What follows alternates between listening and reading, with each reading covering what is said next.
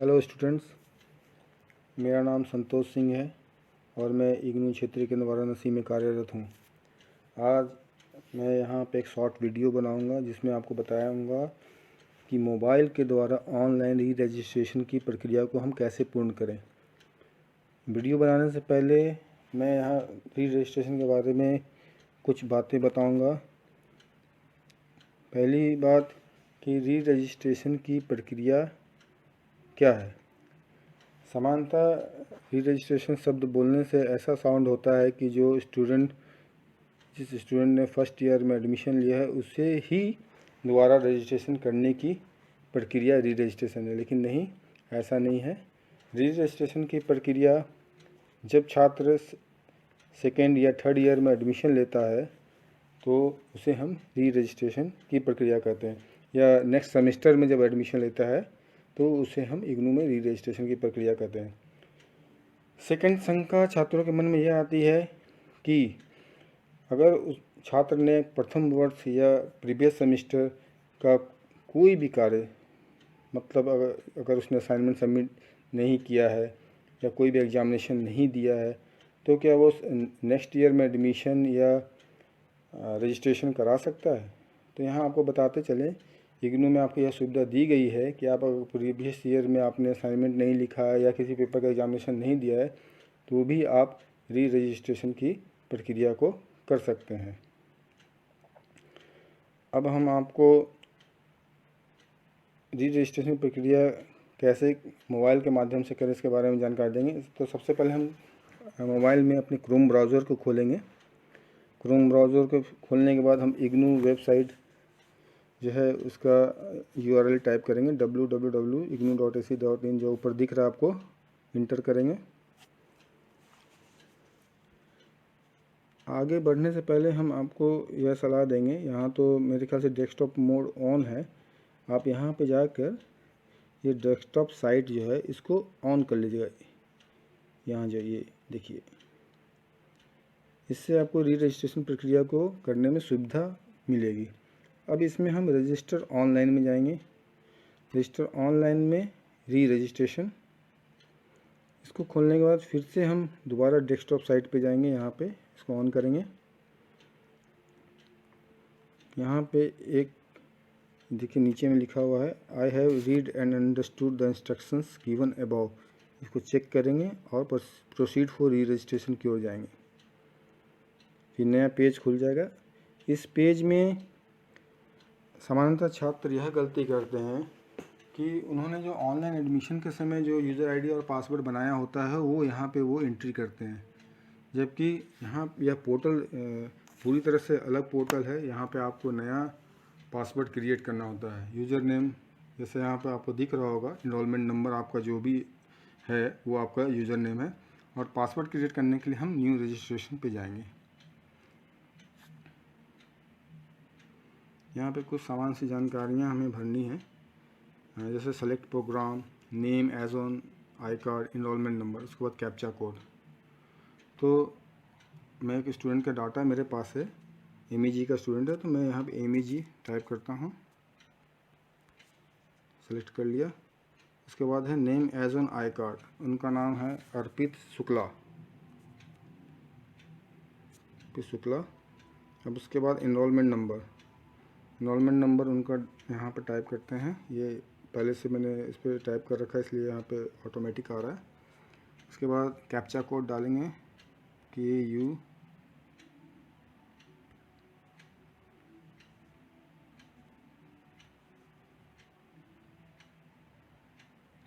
यहाँ पे मैसेज आ रहा है, देखिए, you are already registered on the portal. हमने इनका डाटा जो है पहले ही इस पोर्टल पर रजिस्टर कर लिया है। तो वो जानकारी को भरने के बाद एक OTP आपके मोबाइल और आपके ईमेल आईडी पर आएगा। वो डालने के बाद आप जो है नया पासवर्ड क्रिएट कर सकते हैं। वो पासवर्ड क्रिएट करने के बाद फिर वापस आपको इस पोर्टल पे आना है और आपको यहाँ पे अपना इनरोलमेंट नंबर और पासवर्ड डालना है। इनरोलमेंट पासवर्ड हमने क्रिएट कर रखा है, तो अब मैं अब यहाँ पे इनरोलमेंट नंबर डालकर आपको दिखाएंगे।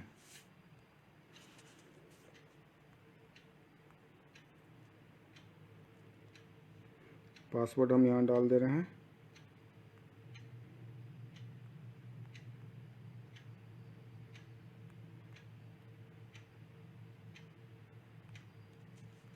और यहाँ कैप्चा कोड,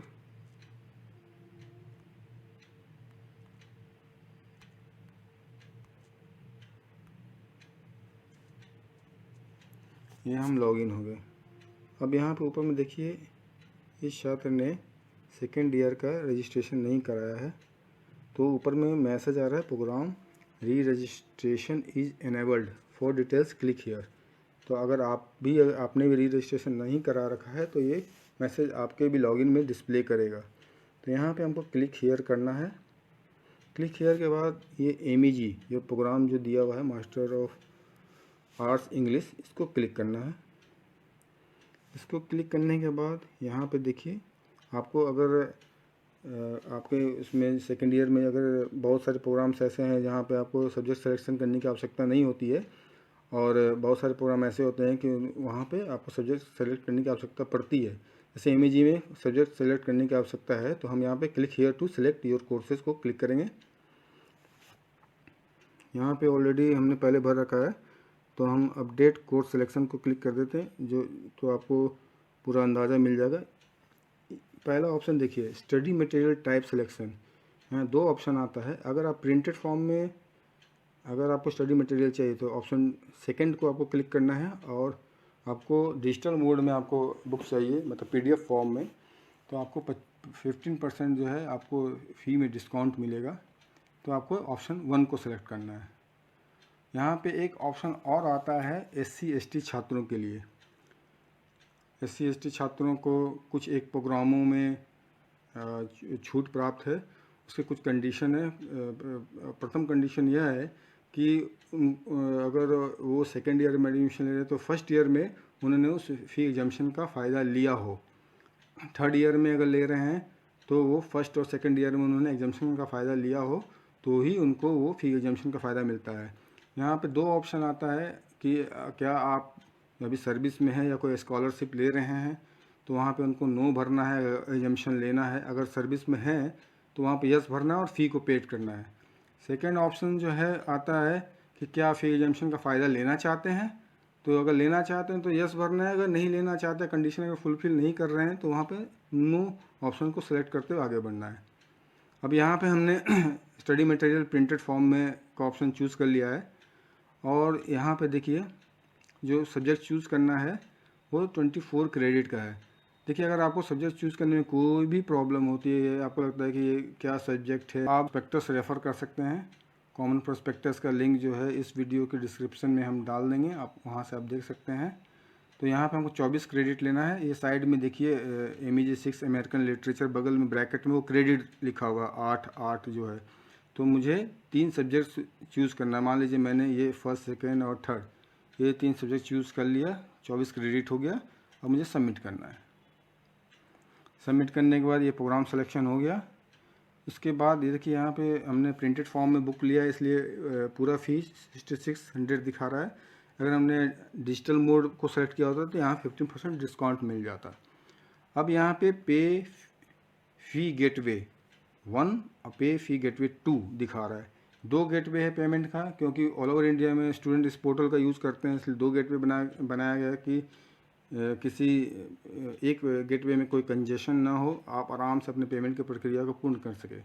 अब मैं मान लीजिए आप यहाँ पे जो है आप क्रेडिट कार्ड, डेबिट कार्ड, आप नेट बैंकिंग और अपने UPI किसी भी माध्यम से आप पेमेंट को कर सकते हैं। अब मैं कोई एक गेटवे पे फ़ी गेटवे 1 को यूज़ कर रहा हूँ। जैसे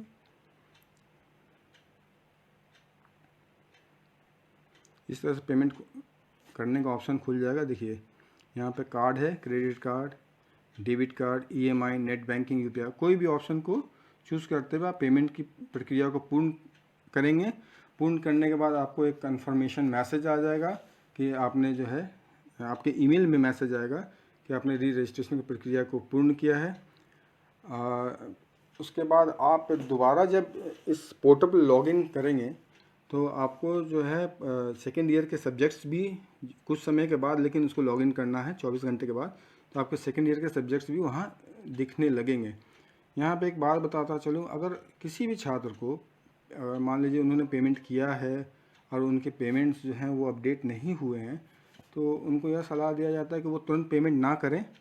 वो अपने जो उनका पेमेंट का जो प्रूफ है उसकी PDF बनाएं या स्कैन करें उसको, और उसकी कॉपी को लगाते हुए रीजनल सेंटर वाराणसी को ईमेल करें rcvaranasi@ignu.ac.in पे मेल करें कि आपने पेमेंट किया है, फिर भी वो वहाँ शो नहीं कर रहा है। तो हम अपने हेडक्वार्टर को इस मैटर को टेकअप करेंगे और कोशिश करेंगे जो भी पेमेंट अटका हुआ है उसको क्लियर करने का। यहाँ पे एक बात और बताता चलूँ, बहुत सारे छात्र जो ग्रामीण पृष्ठभूमि से आते हैं वो साइबर कैफ़े का मदद से वो एडमिशन लेते हैं, और वो साइबर कैफ़े में अपना मोबाइल, साइबर कैफ़े वाले अपने मोबाइल नंबर या ईमेल आईडी डाल देते हैं।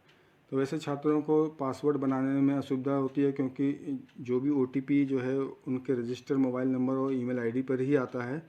तो वैसे छात्र अगर जो पासवर्ड नहीं बनाने में असमर्थ हैं, उनको यह सलाह दी जाती है कि ओरिजिनल सेंटर वाराणसी की ईमेल आईडी जो मैंने पहले बता दिया और इस वीडियो के जो मैं अपलोड करूँगा उसके डिस्क्रिप्शन में भी रहेगा, rcvaranasi@ignu.ac.in पर मेल करें अपना एनरोलमेंट नंबर, प्रोग्राम कोड, नाम, मोबाइल नंबर लिखते हुए कि आप जो है पासवर्ड इस पोर्टल पर बनाने में असमर्थ हैं, कृपया न्यू पासवर्ड बना कर दें।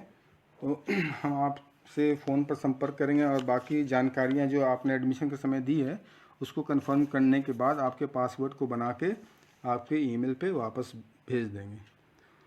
उम्मीद करता हूँ कि यह वीडियो जो है आपके बहुत काम आएगा और आप घर बैठे ही आराम से अपने री रजिस्ट्रेशन की प्रक्रिया को पूर्ण कर पाएंगे।